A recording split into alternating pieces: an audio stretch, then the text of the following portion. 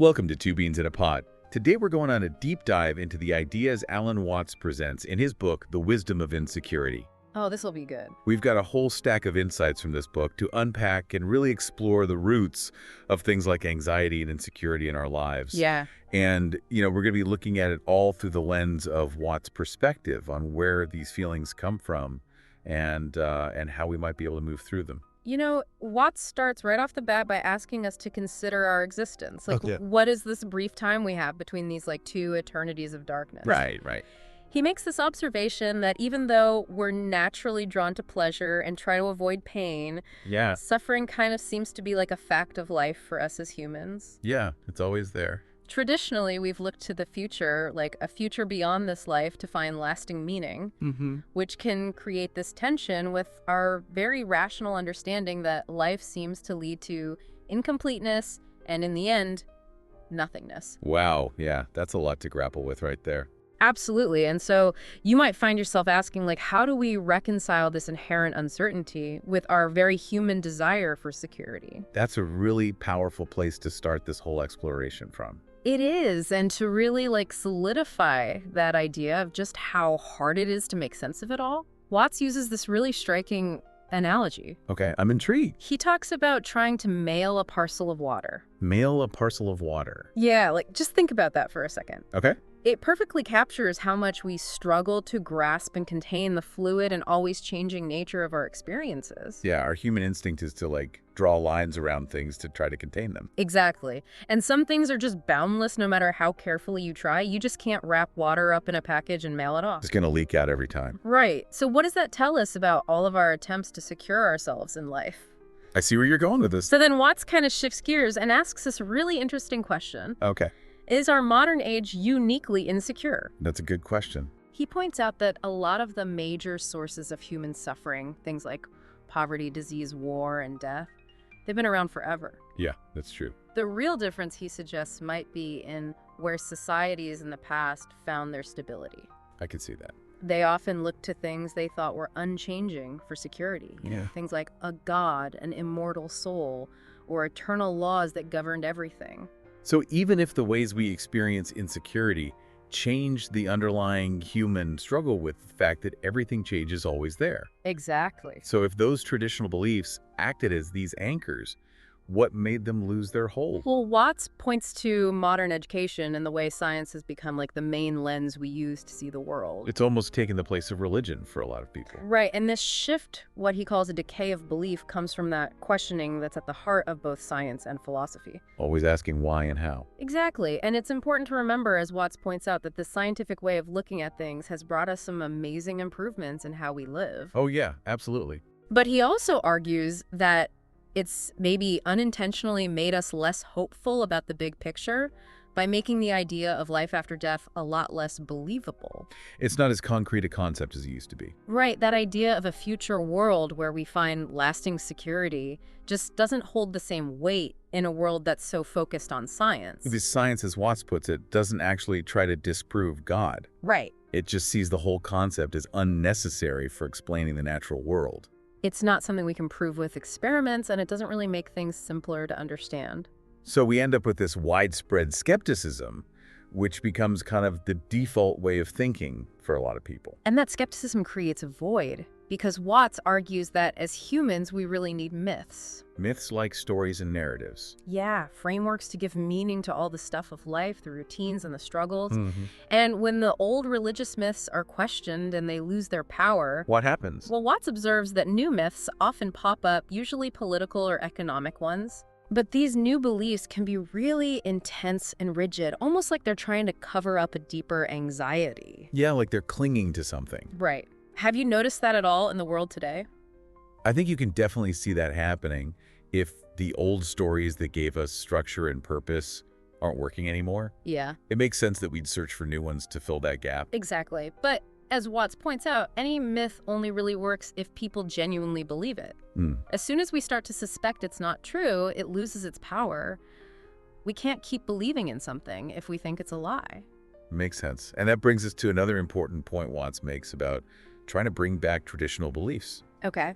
Like, just because something might create a more stable society or be good for morality doesn't actually prove that the belief itself is true. It might just be useful. Exactly. And if that core belief isn't there, then the usefulness doesn't really matter.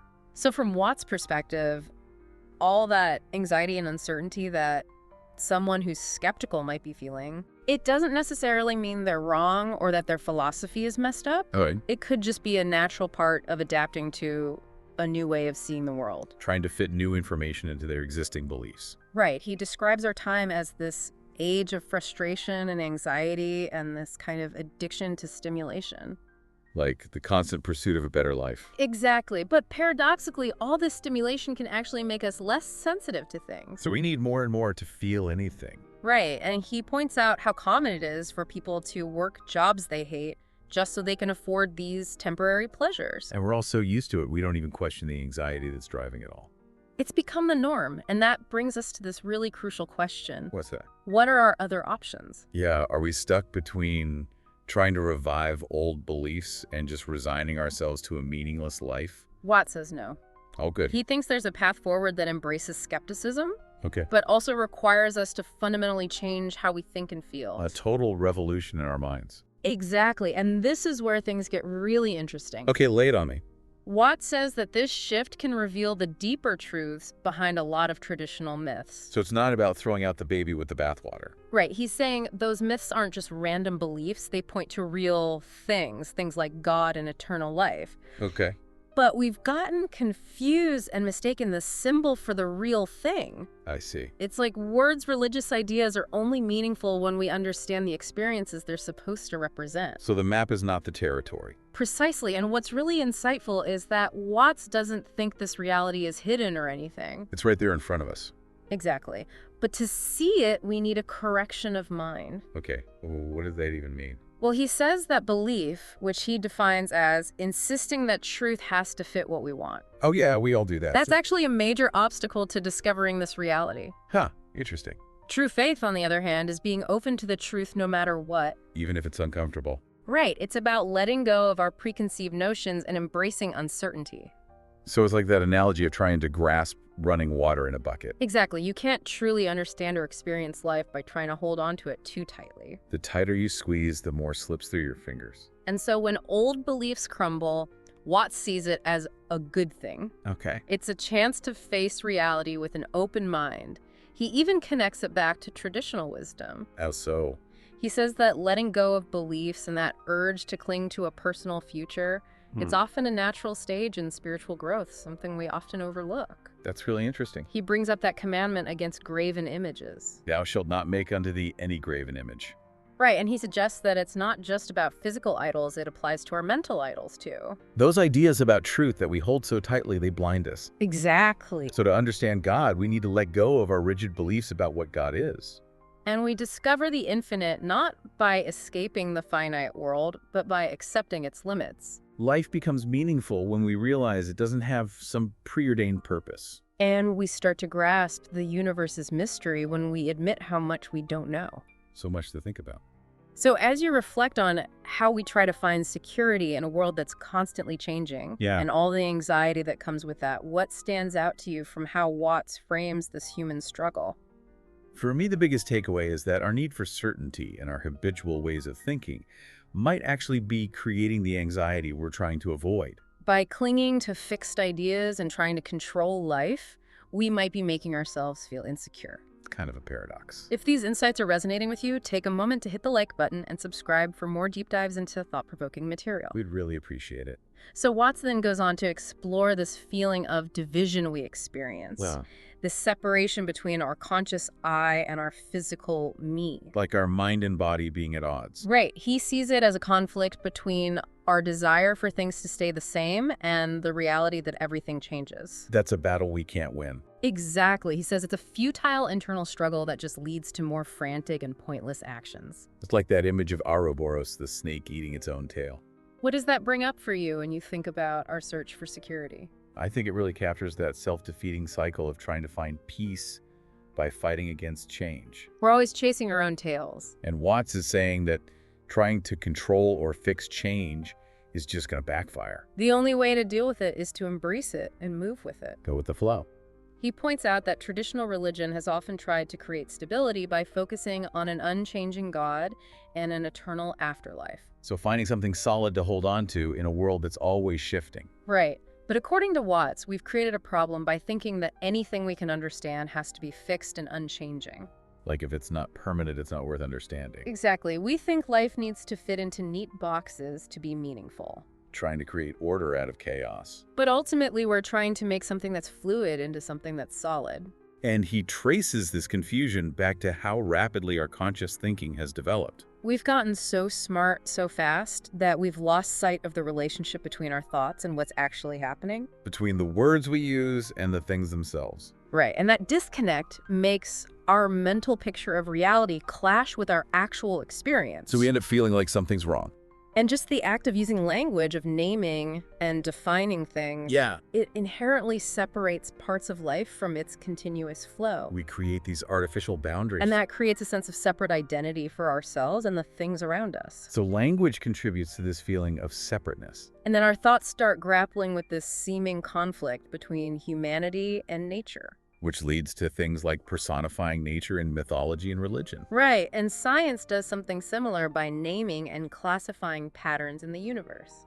Putting everything in its own little box. Watts uses another great analogy here. Okay, let's hear it. He compares our descriptions and definitions to stills from a movie. They capture a moment in time, but miss the movement, the energy of the whole film. Language can't fully capture the flow of reality. Exactly, and even though language and logic are useful tools, they can't fully define the physical world, which leads to frustration when they don't live up to our expectations. So we're setting ourselves up for disappointment by expecting language to explain everything. Right, and Watts points out that even something as basic as a noun is just a convention. Okay. When we point to someone and say, "This is a man," Right. that label is separate from the actual living process it's representing. We're reducing something complex to a single word. And these conventions can trick us into thinking we're just a body limited by skin and birth and death. We forget about all the connections we have to everything else. Exactly. But our existence is actually deeply intertwined with things like the sun and the air. We're part of this larger web of life. And Watts says we often get bewitched by words. Meaning? We mistake our language for the real world and feel lost when they don't match up. It's like getting caught up in the map and forgetting about the actual landscape. And the more we live in that world of words, the more isolated we feel, but the more we engage with the real world. Yeah. The more we might feel ignorant and insecure because it doesn't fit neatly into our categories. So there's this tension between wanting to understand things and accepting that some things are beyond our understanding. And to stay sane, we need to recognize that difference between language and reality. Don't mistake the finger pointing at the moon for the moon itself. Exactly. Science gives us these useful symbols to represent the universe. Which helps us make progress and understand things. But those symbols become a burden when we think they're the whole truth. Like confusing the menu for the meal. Right. And religion offers another kind of symbolic representation, and that desire for personal eternity. To live forever. It often comes from wanting our words to be real for those conventions to last forever. We want to make the temporary permanent. And Watts doesn't necessarily think science has disproven religion. He just thinks it's shown that all systems of definition are relative. No single way of looking at things is the absolute truth. And because religion was sometimes used to try to control life's mystery, a little debunking from science was maybe necessary. To shake things up. But in all this symbolizing, Watts worries that we've lost touch with the joy and meaning of life in the present moment. We're so focused on the future that we forget about now. We get fixated on future assurances, whether they're religious or scientific, and neglect the only reality we actually live in. The present moment. And that present moment is what escapes all our attempts to define it. It slips through our fingers. And by always chasing the future, we disconnect from the source of life itself. So our thinking becomes less and less effective because it's detached from reality. And all this technology creates this fast-paced world that clashes with our natural rhythms. Pushing us to constantly strive for more. Our conscious thoughts struggle to manage our instincts, and it's even worse when we're chasing illusions. So we're at war with ourselves. And specialization and mechanized thinking make us feel even more separate from the universe and from our own bodies. Like we're just cogs in a machine. And when philosophy can't give us fixed meaning, It all falls apart. The isolated ego feels insecure and panicky because the real world keeps contradicting its carefully constructed reality. The illusion crumbles. And Watts reminds us that this realization that words can't fully capture life's mystery. It's not a new idea. But it's become a widespread problem instead of just something individual spiritual seekers grapple with. A collective crisis of meaning. And spiritual traditions have always emphasized letting go of that separate I. Surrendering control. And recognizing that we can't define the ultimate nature of reality. Accepting our limitations. And Watts says beyond that surrender lies a vision of God that goes beyond words and is totally different from traditional religious images. So not a guy with a beard and the clowns. Right. It's about rediscovering that undefinable essence of life. The present moment, the flow of existence, the eternal experienced without that separation between observer and observed. like becoming one with everything. And he says trying to name or define that essence actually makes it smaller. So the ultimate reality is beyond language. For Watts, God isn't a fixed entity. Okay. It's the underlying reality that's in everything but not limited to any one thing. The ground of all being. So thinking about that difference between the world of words and the actual experience of life, what does that tell you about how we should approach our anxieties and our understanding of ourselves? I think it suggests that a lot of our anxiety comes from getting tangled up in concepts and definitions. Trying to control things that are inherently fluid. We get caught up in labels and stories and then freak out when reality doesn't match up. We cling to the map and forget about the territory. But if we can acknowledge the limits of language and embrace the dynamic nature of reality, maybe we can start to loosen that grip on certainty and reduce our anxiety. Enjoying this exploration of profound ideas? Please support the show by hitting like and subscribing. We really appreciate your support. Thank you so much for joining us on this deep dive into Alan Watts' perspective on insecurity here on Two Beans in a Pod.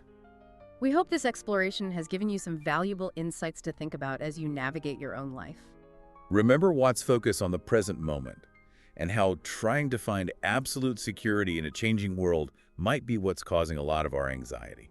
Consider that idea of a correction of mind. Shifting from clinging to beliefs to cultivating a more open and receptive kind of faith. And the potential for a deeper understanding of reality when we move beyond our habits of thinking and defining. One last thought to ponder. If our constant striving for security is what's actually causing so much of our anxiety, what would happen if we let go of that grip a little and embrace the uncertainty of life? it's a question worth exploring. Thanks for listening to Two Beans in a Pod. And if you're interested in learning more about Alan Watts' ideas, You can order The Wisdom of Insecurity from the link below.